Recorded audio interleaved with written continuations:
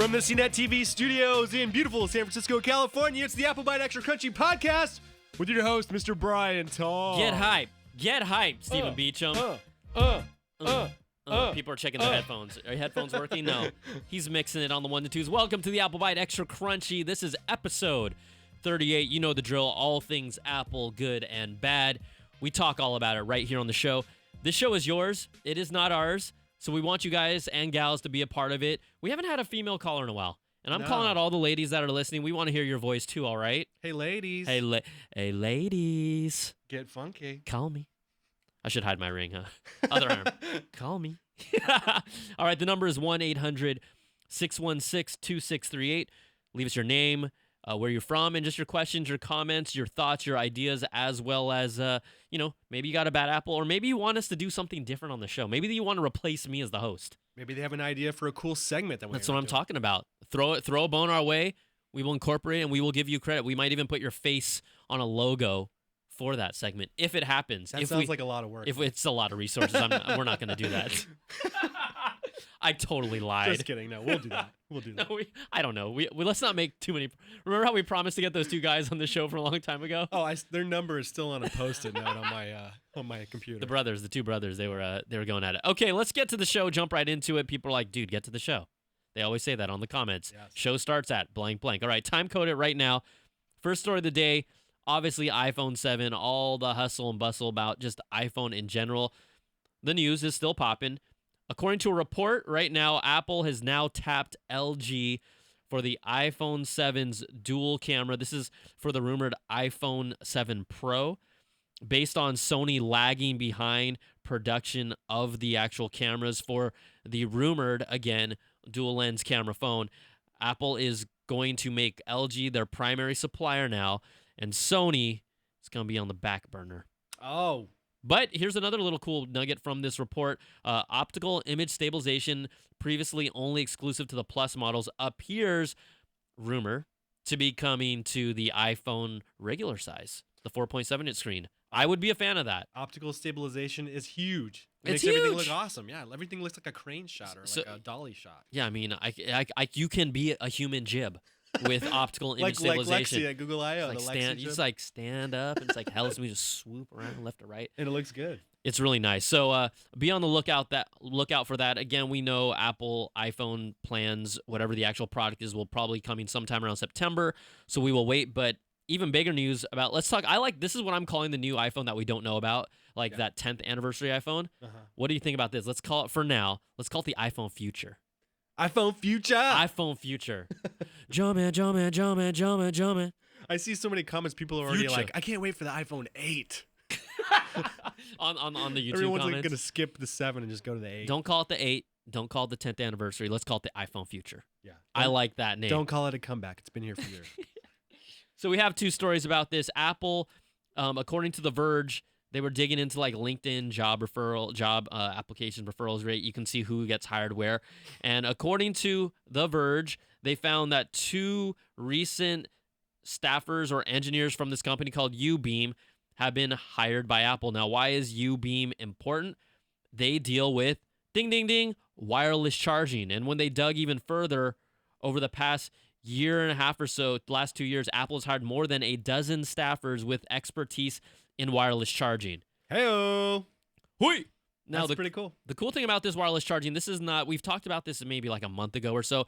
Apple has several patents around wireless charging. What makes this different is that wireless charging, you're normally used to just dropping it and putting it on a pad. But with this format, one of their patent applications would use the actual something like an iMac or the base of the iMac to be able to transmit using magnetic resonance to actually, through the airwaves, charge your phone. Near field magnetic resonance.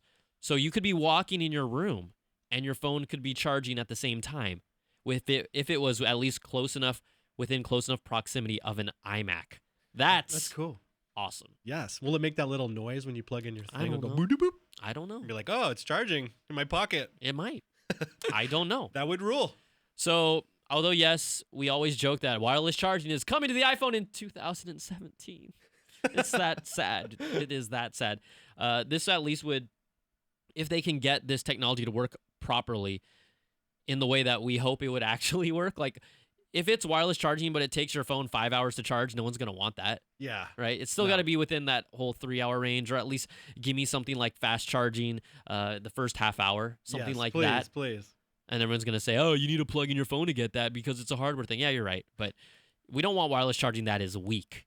No. It needs to be powerful. It needs to be fast and strong. It needs to be good. The other report coming out, this was a patent application from Apple. Again, Apple was recently granted a new key patent supporting Touch ID beneath an actual touch display. We've seen about 2 or 3 of these. I like this because it also points to this whole iPhone future. Keep it with me, iPhone future. It points to the fact that this would be arguably a bezel-less iPhone with a glass wrapping the sides.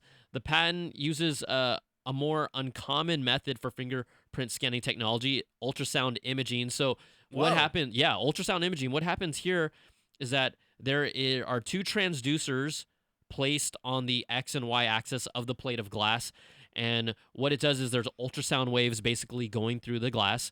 And when you put your finger down, it detects where that wave has been interrupted and then interprets that as your fingerprint on the piece of glass. There's no physical button. This is a Touch ID type tech purely on the glass. That's interesting. So it's going to be playing like a sound, but you won't be able to hear it, obviously. It'd be like an ultra frequency. Yes. You won't be able to hear it, but it's always going to be just putting out this sound frequency. And then when you come in contact with it and block the sound frequency, then it reads that. And again, it's your X amazing. and Y axis. So it's not just like, a single, it's going to be able to kind of see a little bit of the depth of that as well. That's kind of insane. Wow. Yeah, that's pretty amazing. So I'm just saying, everybody, iPhone 7 can be kind of nice, but I'm kind of looking towards the iPhone future. I said it on the show. I'm going to say it again. The iPhone future it sounds kind of sick. And if Apple steals that name from me, I am going to. Can we do anything about that right now? No. I think right here, this show is prior art. Like this is our patent filing right now. So you can always refer back to this show and be like, "Yo, Apple, you pay me some bucks, man." On this date, May 20th, 2018. Yeah. iPhone future was birthed. All right, we're gonna switch over to just a day ago, actually. I got to check out the Apple Store in Union Square. Why is this special? This is Apple's new retail concept moving forward. This is their largest flagship store. I don't know if any of you saw the video. For those of you watching, we're gonna play some of it. But what I wanted to talk about really is this is their largest global store with an all new concept. This has 2 doors. Oh, my audio is kind of under my audio. It's kind of weird. Yeah, sorry about that. It's okay. Go ahead, you can talk. Oh, you still want me to talk over it? Go ahead. Okay, it was just distracting to me. Okay, so these doors, 42 feet high glass sliding doors. They open up 40 feet wide directly to Union Square. This is a beautiful, beautiful, large, massive store.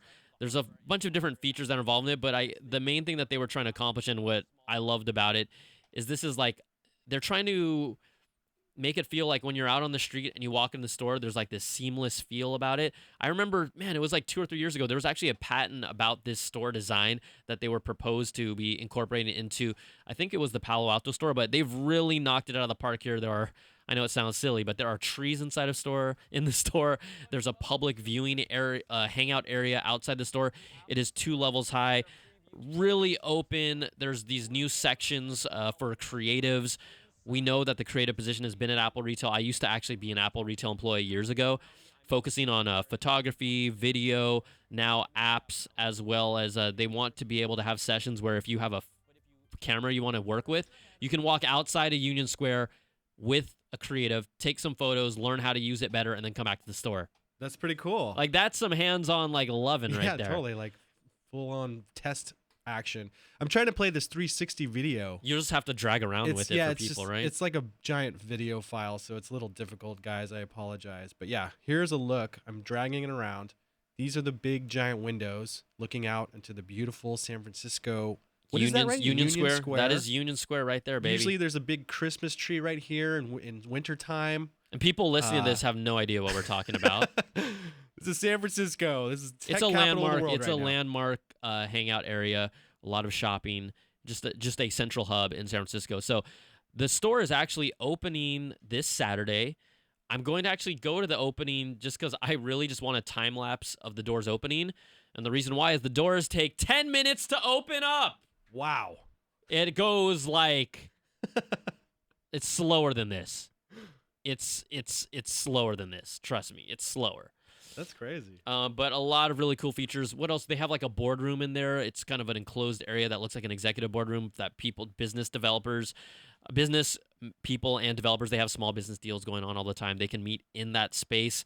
Their theater is now this really like kind of open area with stools and benches. And then they have, I didn't get to see it in person, but their actual tables, you can do like a touch pattern with your fingers and electrical outlets swivel up Really? on the wooden table. That's weird. It was like you do like a half rectangle shape around it, and then they pop up. I got to get that in person. I'm trying to find the Genius Garden. Oh, here it is. The Genius Grove. No, I like garden better. That's the outside. That's the plaza area. Oh, okay. With the outside area, they have a Ruth here we Asawa go. fountain. Is Yeah, this the the Genius Genius Grove? Grove is where you'll get your service, and it has all these tables and stuff. So, Cool. all right. I realized that was a very visual part of the show. Probably. It was hard with the 360 video. Yeah, it was- Apologies, everybody. People that just stopped listening, I apologize. All right, let's talk about Mac OS 10. According to reports, Apple is working on OS 10 10.12 with a new feature. We've kind of seen this with a third-party solution, with a new feature that would allow your Macs to be unlocked via the iPhone's Touch ID. Cool. Now, there's this app called Knock that has done this before, that has shown off. Again, you would have to have like a live active Bluetooth connection. Right now, the Knock app does work on your watch. People suggested this app to me a while ago, and I did remember it after hearing about it, probably I feel like a year ago or so. It's been a while. But the Knock app does something similar where you can call the app on your watch, you tap your watch, and then because it's synced with your Mac, it unlocks your Mac without you having to type in a password. Here's a little demonstration by this millennial. This one is like he's like knocking on his phone, and then it unlocks his Mac. It's cool. So, being within proximity and having your Mac unlock like that, it's a nice little bell and whistle. I'm all for it. It's a good idea. In other news related to OS 10, Siri for the Mac's colorful waveform dock icon. You know about Siri, but in the next evolution of Mac OS 10.12, geez, it gets confusing There's so many. sometimes.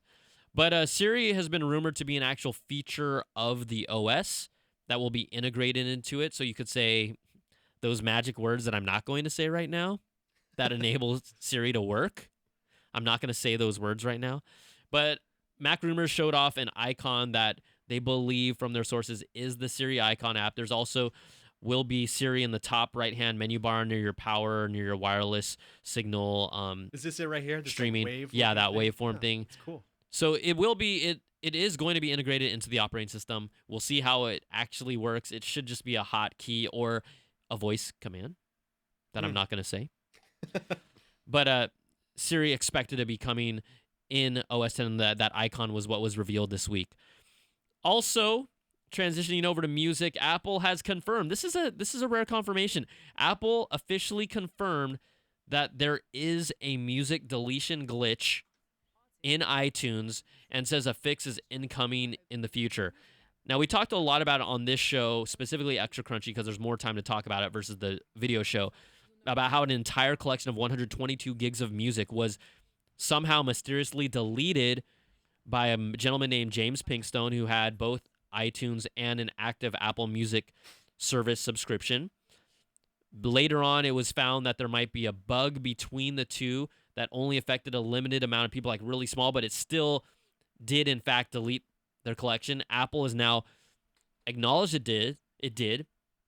They even sent out a couple people to James Pinkstone's place to I read look about to that. find out. They did a house call straight up. Basically, because it was such a big deal. And let's be honest, they did a house call because it was getting so much attention on the internet. That's why they did a house call. He's the luckiest Apple consumer of them all right now. I've put complaints on Apple forums. Nobody came and visited my house. No one. But the James last Pinkstone. time they went to someone's house was because the guy found a phone in a bar. and they went to confiscate it from him, knock down That his is door. Or true. something, That right? is true. That is true. Very good, Steven. So Crazy. they did recently issue an update to iTunes 12.4.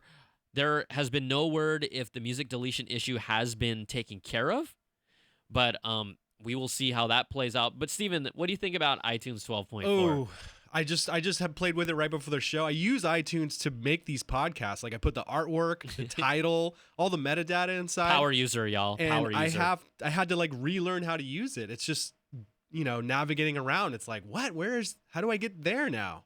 So it's always a learning curve. Every time they update iTunes, there's the learning curve, and it drives me nuts. Yeah, the thing is that this is a subtle change. I stand by it. iTunes needs a major complete overhaul from an interface standpoint.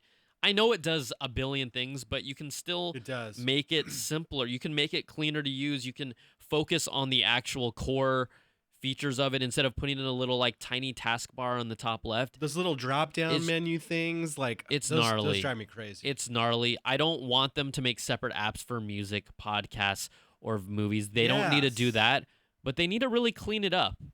And yes, I know it has a store. I think everyone can agree iTunes is kind of like a disaster. Like it's gotten to be pretty nasty. So we will wait to see. Again, there is no confirmation that the update to iTunes did actually resolve that music deletion issue. Another quick story related to Apple Music. A reader pretty much posted this really cool sneak peek. It doesn't have much color, but oh well. On a 9 to 5 Mac, a reader posted up a screenshot that flashed up really quickly of the new look for Apple Music presented on an Apple TV. It was a temporary thing. We had heard rumors of it just being really the new latest kind of facelift would just be all white with black text. And this picture supports that. It does. It looks so boring. Black and white. But, I think if the artwork is that the centerpiece of what will make this pop, it might look nice. I'm just saying that based on this screenshot, it does kind of look a little bland, but that's because Ariana Grande's S&M rabbit mask 5 or 6 times, and that's kind of troublesome. That's that's probably the most. It's gonna fill your whole screen with every track, an image, the same image with every track. I was more disturbed that this gentleman's collection was all of Ariana Grande's music. That's what disturbed me. Dangerous Woman, come on. Dangerous Woman or Manufactured Child. I mean, it's PR marketing. Bunny ears. He's wearing a wrestling mask with bunny ears. Come on. Come on, let's be real. Let's be real. You said wrestling mask. I'm like, it's like an S&M like bunny mask. It's like it could be a luchador. 5 wannabe. Yeah. Some kind of thing. Let's be original here. All right. Just to piggyback also on all this software stuff that is, I don't know. I don't know what's happening over at Apple, but they need to fix this ASAP. Apple recently put up iOS 9.3.2. Okay, this brought back support for simultaneous, our favorite, night shift mode with low power mode. Yes. They put it up there. They took it away. Oh! People had workarounds. They brought it back to 9.3.2. But good. if you updated your device to 9.3.2 and you happen to be one of those people who was bragging to me that you got a new 9.7-inch iPad Pro with the True Tone display, well, I'm going to say nah right back to you.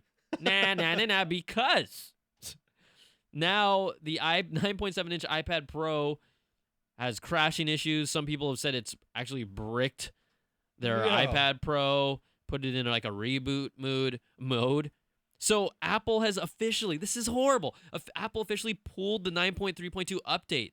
I think just either today or yesterday. Is that just like across the board for iPads? For 9.7-inch iPad Pros specifically. That's a bummer, man. So, What, they don't do that often. No, they don't pull an update. No. They pulled the update for the iPad Pro 9.7-inch, so I will sit here. I'm not happy that people got screwed by this, but secretly you are.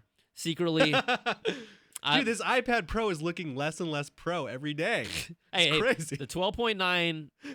Let me tell you, I enjoy my 12.9 inches iPad Pro.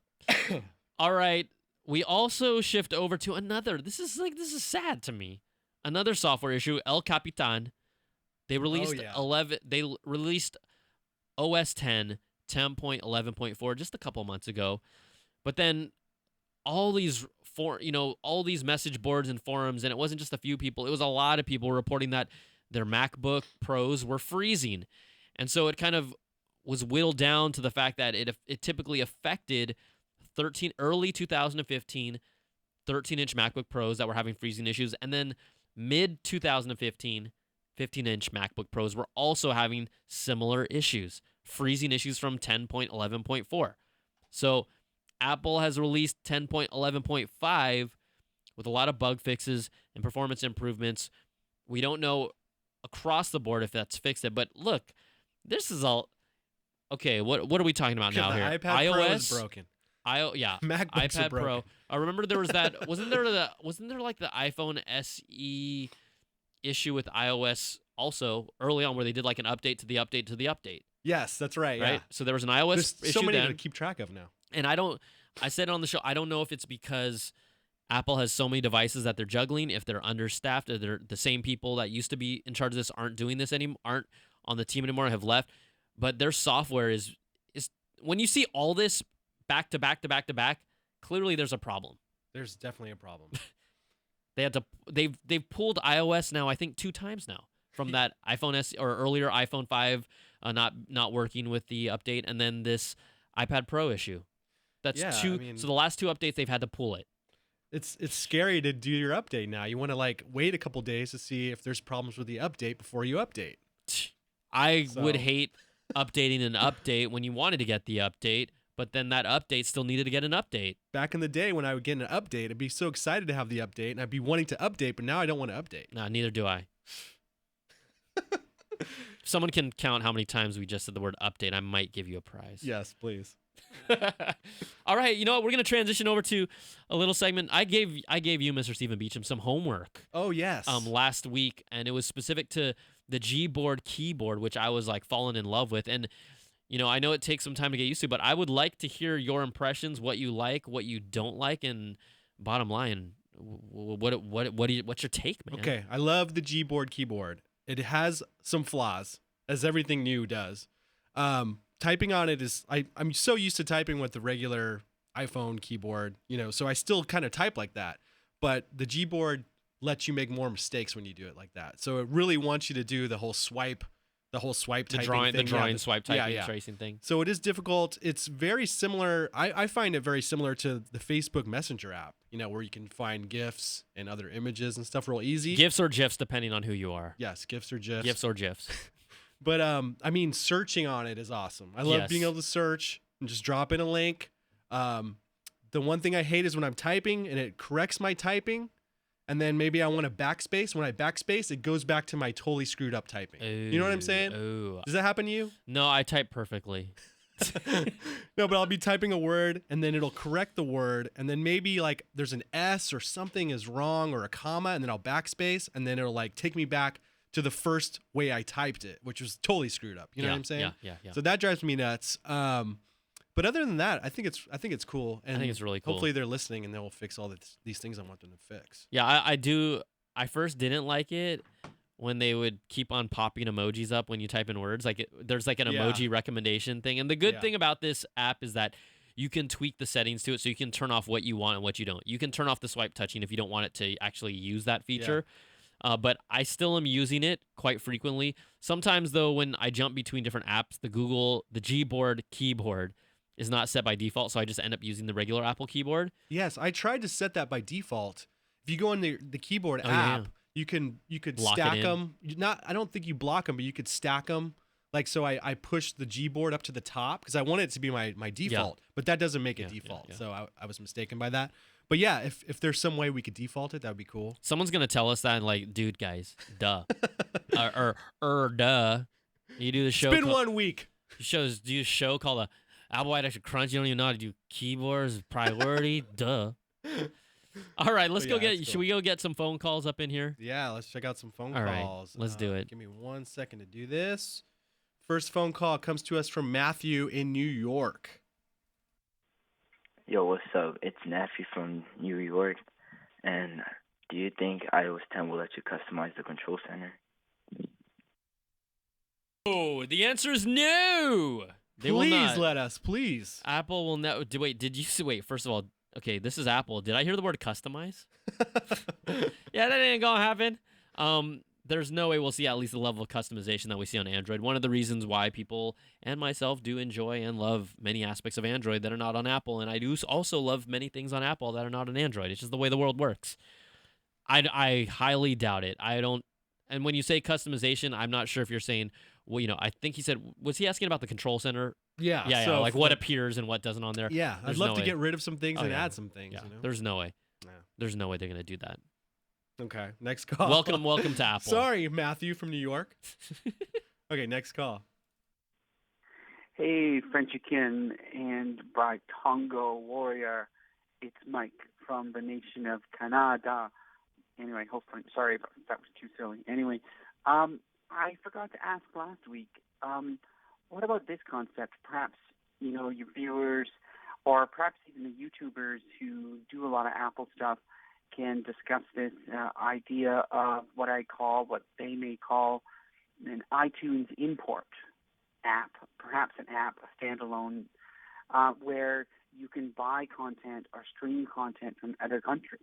Like how many times have we always wanted to go online to another country and enjoy some of their content? Like I'd be willing to pay a little something for that as well, So what do you guys think?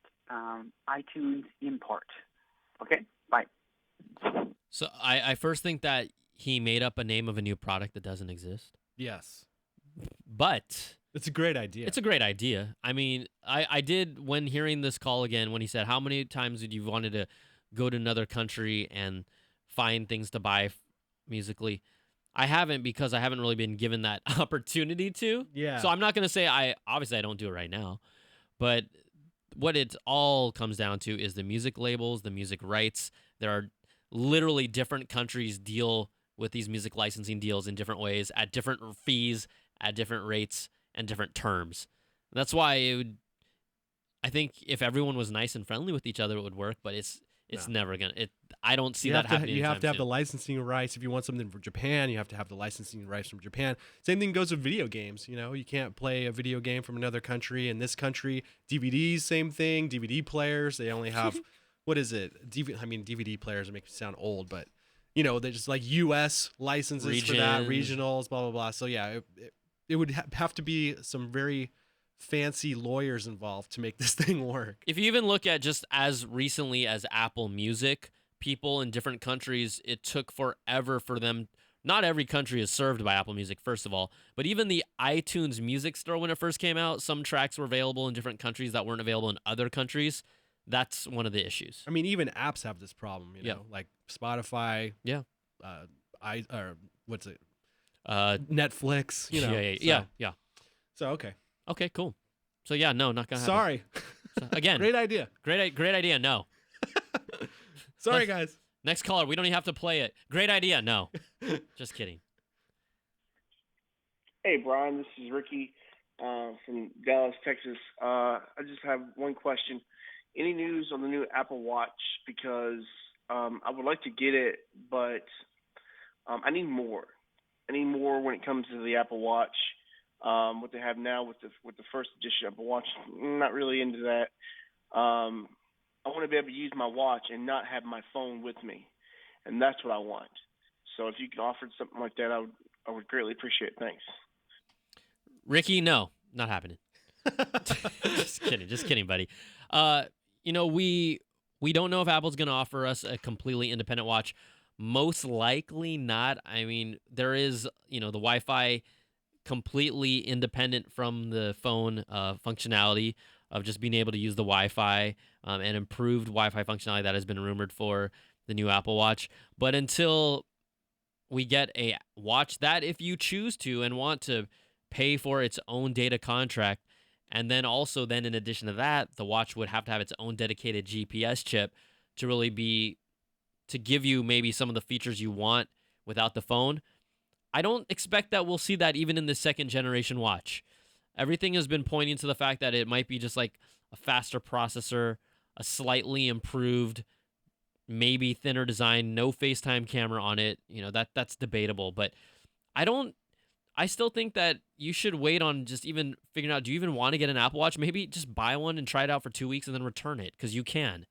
But I think most people, they might be enamored by the watch in the first week, and then literally once week 2 hits, you're like, what am I using this for? It's kind of heavy on my Like, wrist. I don't have negative things to say about it. I'm still mixed 50-50 with it, but it's really going to take not only functionality, but actual apps that make me feel like this is something that no other device I have can do, and that's why I want to use it. And no one's really fitness tracking, if you care about that, has been kind of the thing that has risen to the top with a lot of these wearables.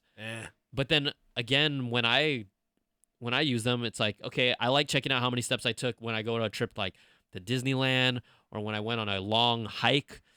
But then once I know kind of generally how many steps I've taken in a day, I don't care anymore. Like it just becomes a moot point. So, Like, and people wow, that it took 8,000 steps. yeah, Wow. oh great, Now there are people, I will say, and it's not a majority, there are people that have purchased the watch that said, oh, it helped me lose weight. Well, I'm like gonna say congrats to you, but I don't think that's most people. Like I highly doubt. Let's put this number out. I'm gonna say less than 10% of people who have purchased the Apple Watch have actually lost weight directly because of the Apple Watch.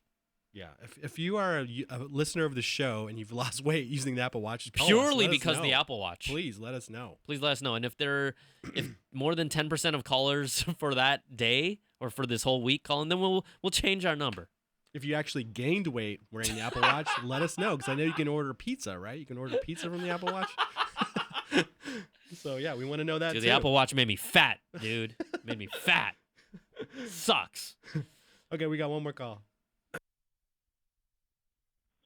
Brian, what's up, my ninja? Hey, what up, everybody? Got a quick question for you guys. Never seen a mention on you guys' show. I was wondering what your thoughts are on jailbreaking. I know on all my devices, I so love it. I love the extra waterized screen and all that other good stuff. But my concern is there hasn't been a jailbreak out for a while for some of the newer iOSs. I was wondering if you guys do it to your devices. What's your take on it? All that good crunchy stuff. I'd appreciate it. You guys be good, bud. Take care. Whoop, whoop. So that's a mixture of different.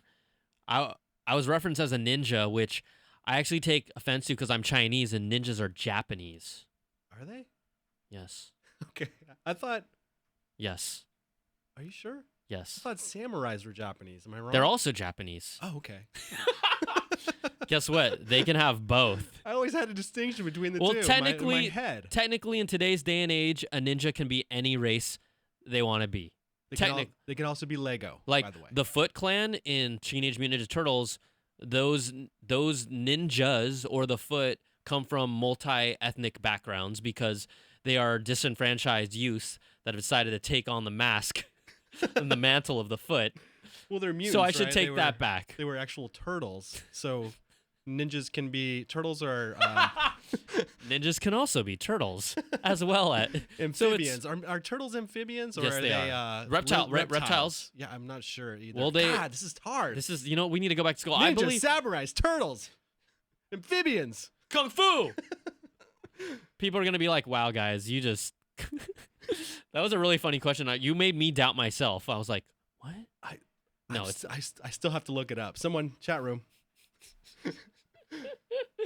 Oh man, this is people are like, I'm no longer listening to this show. Ninjas are American because of Chuck Norris, according to What? main man in the YouTube chat. They're Chuck Norris. He's American, so ninjas are American.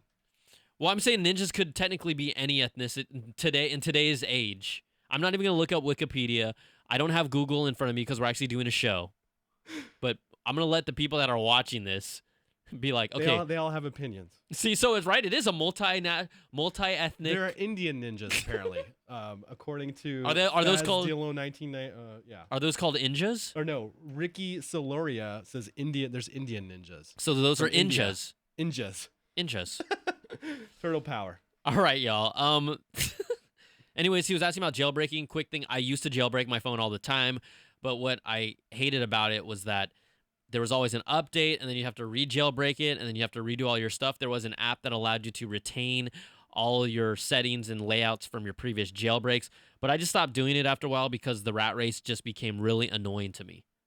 Yeah, it sounds like a lot of work too. It was a lot of work, Yeah. and he's asking, "Oh, I haven't seen a jailbreak recently." You rely on the jailbreak community. There is no standardized process to it per se, but it was really fun and cool, and you felt like you were like, "Oh yeah, Oh yeah, like you're I'm beating the man. I'm beating the man." Like SJ, I'm a jailbreak. You can't control me. But I don't jailbreak anymore. Quick fun fact though, some of our jailbreak videos on CNET are like some of the most watched videos we've ever produced. Wait, are you telling me millions of views? All right, I'm gonna work on So a we how need to get on jailbreak. one of those, yeah. How to jailbreak my. Okay, someone just asked on Periscope the difference between jailbreaking and unlocking. So unlocking your phone is different from a standpoint that's specific to your phone and being able to unlock it from maybe your carrier or being able to use it worldwide in different locations without having to go through a carrier to do that. I guess you can now these days you can buy unlocked phones, right? Yes. Yeah, I so- thought there was a law. Maybe I'm wrong, but I thought there was a law that all phones have to be jail or unlocked from now on. I believe you are correct. Yeah, because it's sort of monopolizing.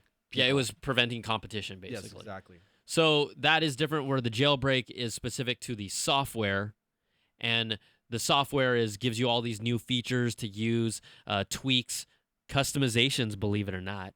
Customizations. Also new different apps that you can access. So that's why jailbreaking is so popular. It gave people the feel like, oh, I'm going to do what I can do with my phone that Apple won't let me do. Yeah, go put Ubuntu on it. Who cares? Put Linux on it. Who cares? Good luck. Good luck, guys. Good luck. But 9.3.2 is having a hard time, so go for it. yeah, even our buddy Shamel's like, jailbreaking would require a weekly podcast for how many new updates to the jailbreaks, to the updates of the jailbreaks. I mean, if you thought Apple's bugs were bad in all those updates, yeah, good luck. There's only so much brain power that I can allocate to like jailbreaking, updating. That's why I stopped. But I think it is for someone who has more time and who really wants to get into it. I think you could enjoy it. Cool. That's all we got, man. Dude, I don't know if people are mad about the Ninja conversation. We're going to have to find out. I want to hear. People need to call us back and let us know. 1-800-616-2638 is the number. That's going to be Apple Byte Extra Crunchy for this week with my man Stephen Beach and myself. We will see you guys next week. Peace.